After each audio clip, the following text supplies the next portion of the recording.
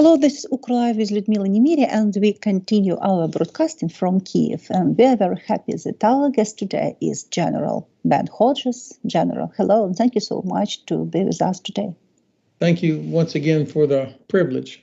Thank you. General, I'm a fan of your Twitter.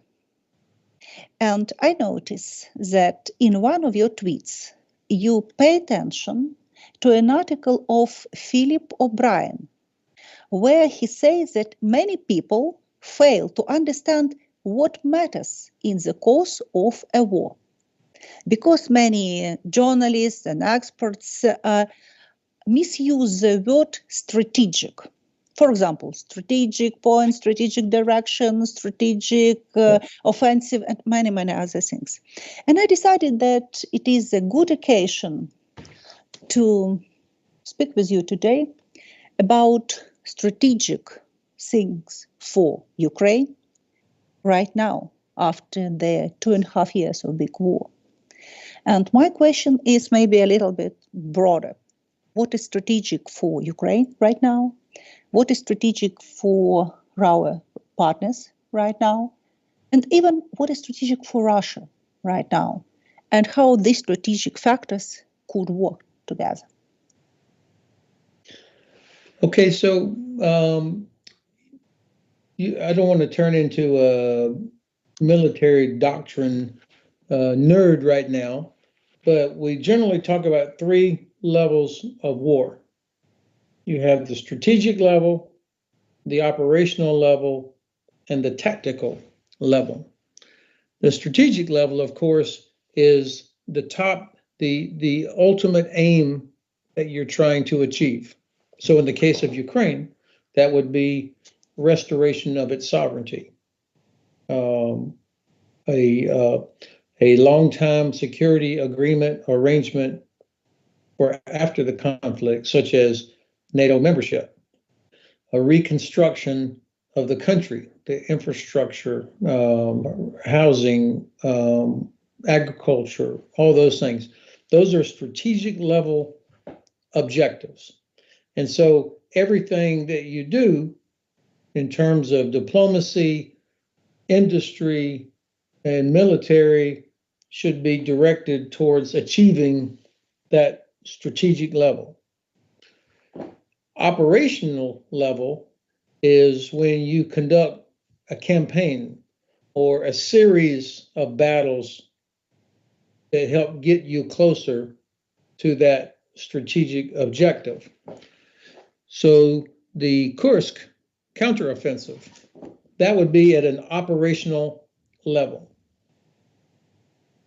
And then the tactical level is the fighting, what's happening on the ground with the soldiers in the bunkers, in the forest, shooting artillery. The tactical refers to the actions by the soldiers. Of course, it could also refer to what the Air Force and the Navy or Special Forces are doing. But those are the 3 sort of levels of war. And the key is to get the strategic objective first, get that correct, and then you develop operational objectives that contribute towards achieving your strategic objective. So the decision to go after Russia's oil and gas infrastructure, or to be able to hit Russian airfields, those kinds of deep targets, that will affect Russia's ability to fight at the tactical level. So these levels help you connect actions so that everything is pointing towards your ultimate objective. The problem for the United States is that we have failed to clearly define our strategic objective. What do we want to accomplish? So I have to guess that the strategic objective for the United States, based on what we are doing, is to avoid conflict with Russia, avoid giving Russia an excuse to use a nuclear weapon, but also keep Ukraine in the fight so that it does not lose to Russia. So those are not clearly stated by my government, but based on how I see my government delivering aid, what it does do, what it doesn't do, that's what I think our strategic objective is.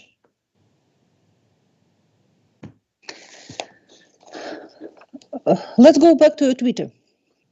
You wrote, the key to victory for Ukraine is not in the amount of money, equipment, or armor we give them.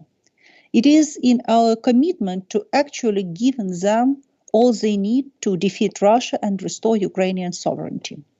That is in the best interest of the West. But it seems to me, for example, that the commitment was and is, but the delay of supply of weapons remains and sometimes became dramatic. Yeah. For example, I see right now, when we have a big problem on Donbass, and not only on the Donbass, does it mean that Russia will break first, or it seems like a recipe for a long war? So I believe this war will end when Vladimir Putin realizes that he cannot win, that it's up. It will not be driven by how many Russian soldiers are killed. It will be when he realizes that the United States, he knows Ukraine is not going to stop.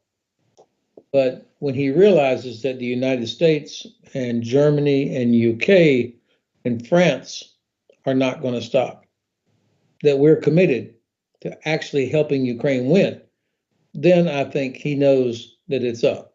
Because this is why the objective is so important.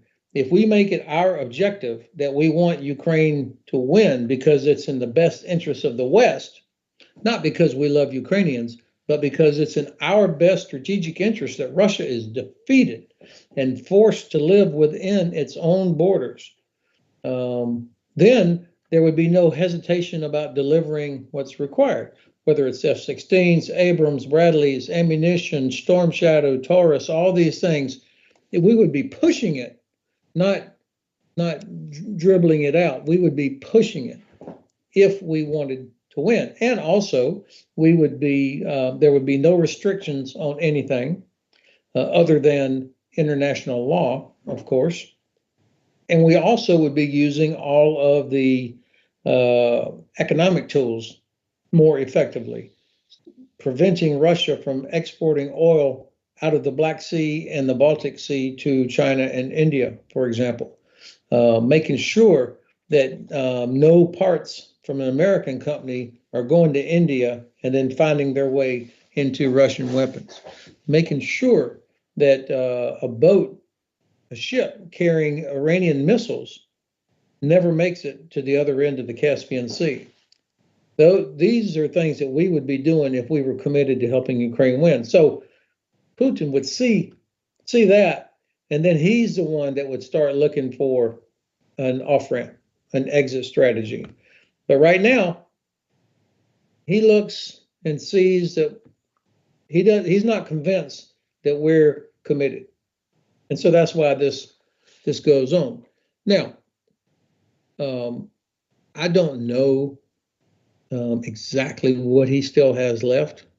People, equipment, ammunition. I don't know the numbers of things that come from North Korea and China and Iran. But my guess is that his manpower situation is not something that can last forever.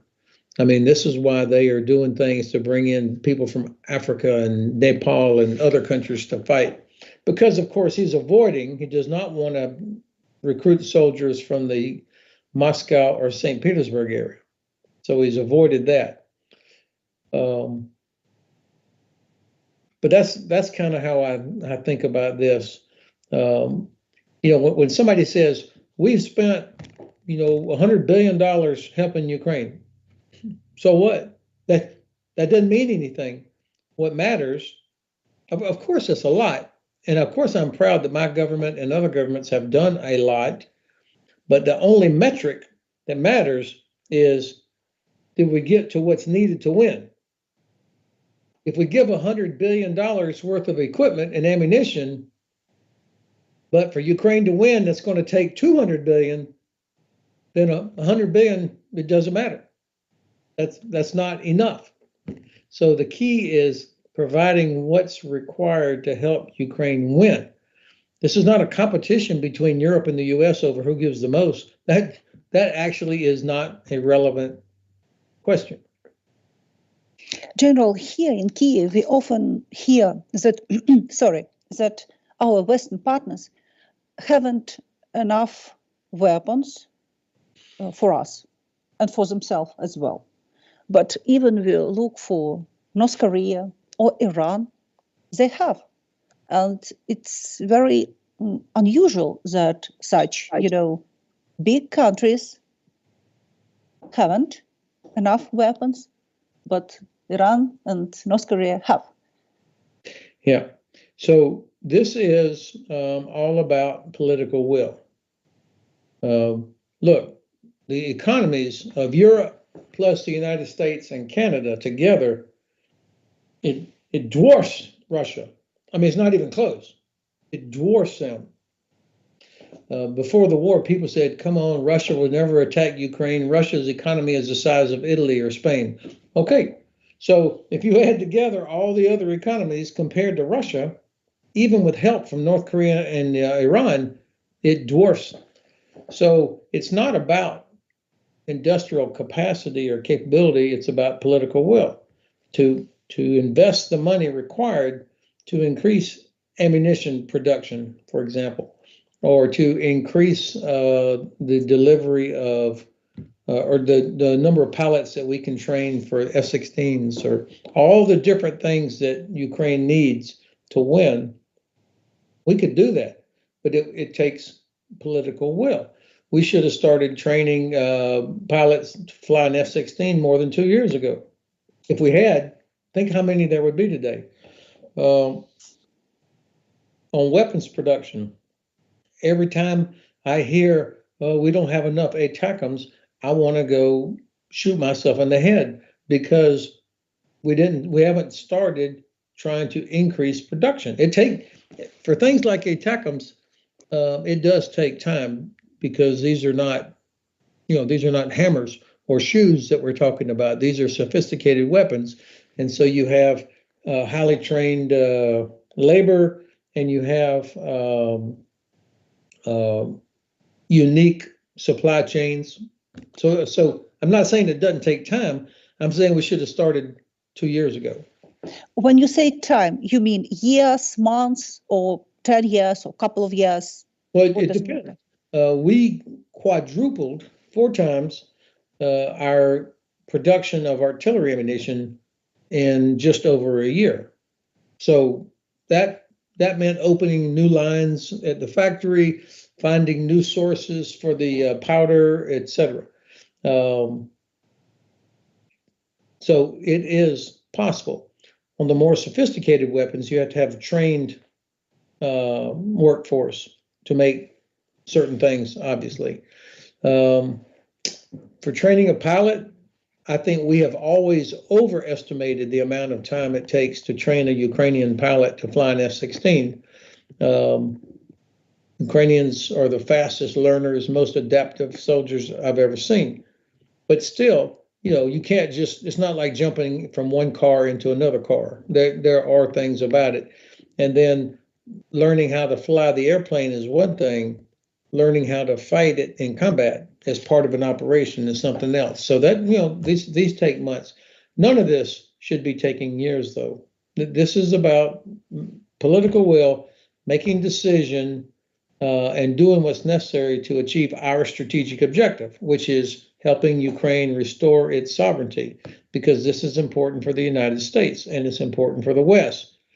It stops what Russia is doing, disruption of grain and energy shipments, Russia putting millions of Ukrainian refugees on the road into Europe. All of these things are bad for our economies. And so that's a reason to fix it, to do it right now. But also the Chinese are watching. the Chinese are watching to see, are we really serious about helping, about making Russia live up to international law, respect sovereignty, respect human rights, respect freedom of navigation.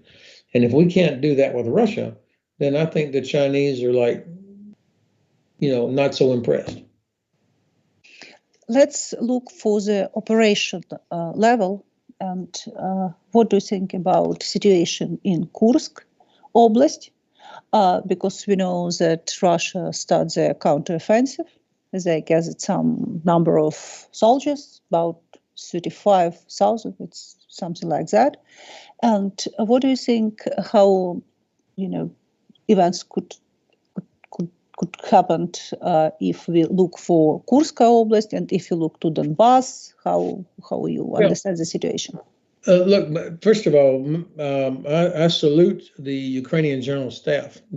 I think I'm very impressed with this Kursk operation, this counteroffensive in the Kursk direction, because it changed the narrative of the war somewhat.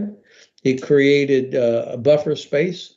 It created a political problem for the Kremlin. And it created an operational problem. Do they deal with the Kursk or bridgehead, or do they deal with? Do they keep fighting in the Pokrovsk direction, or do they try to do both? So I thought this was an impressive operation. I was impressed that they were able to do it in a way that surprised the Russians. This has also exposed the hatred between the Russian FSB and the Russian General Staff. They absolutely hate each other. And of course, the Ukrainians would know this. Now, I think this has been going on for almost 6 weeks now or so. It was inevitable that Russia would eventually finally start getting troops from somewhere to put pressure on this bridgehead. But, how long Ukraine wants to maintain that bridgehead will depend on what was the purpose of it. What was the objective of the Kursk counteroffensive? And I think that General Syrskyi and his leaders will keep that bridgehead there for as long as it accomplishes what it was meant to do. And when they're ready, then they'll pull people out. We'll see.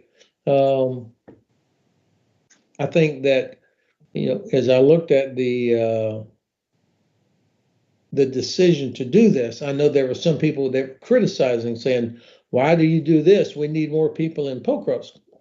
Well, when I look at my map of Ukraine, you have map of Ukraine on your table all the time. Okay, so this is Ukraine, and here's Pokrovsk all the way over here. And here's Avdiivka right here. And it's about 50, 60 kilometers from Avdiivka to Pokrovsk.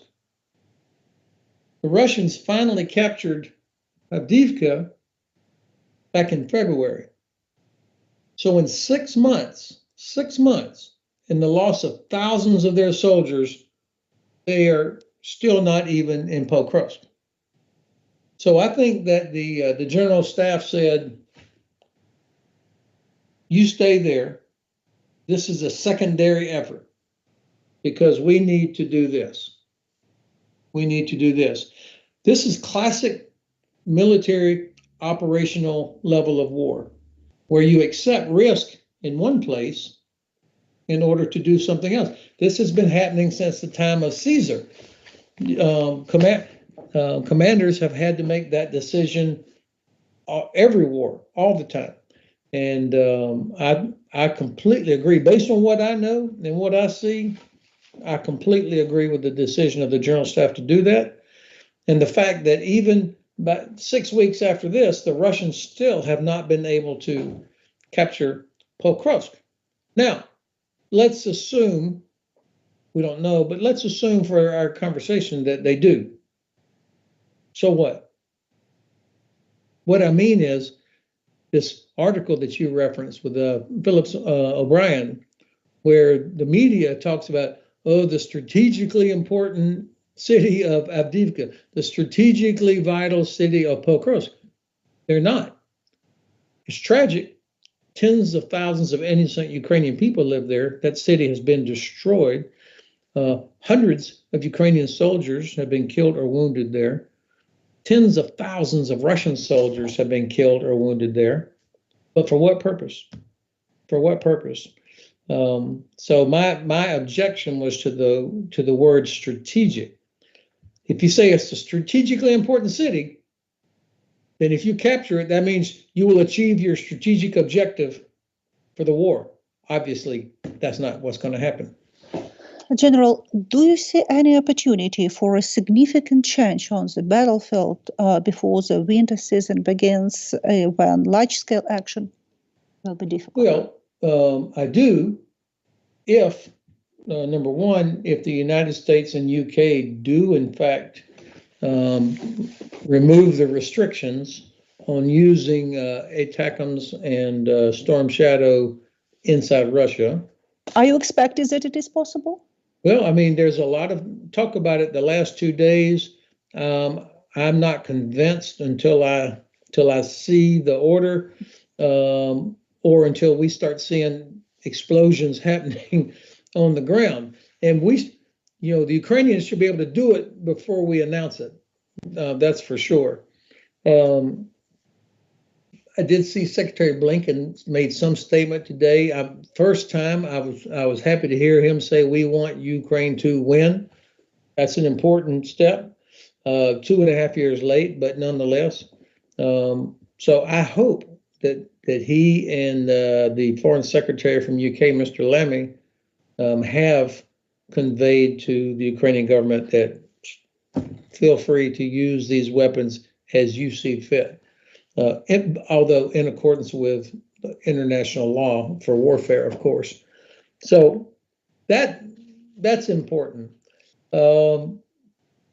If we could get in place more economic measures that would restrict Russia's ability to deliver oil to India and China, that could have some impact.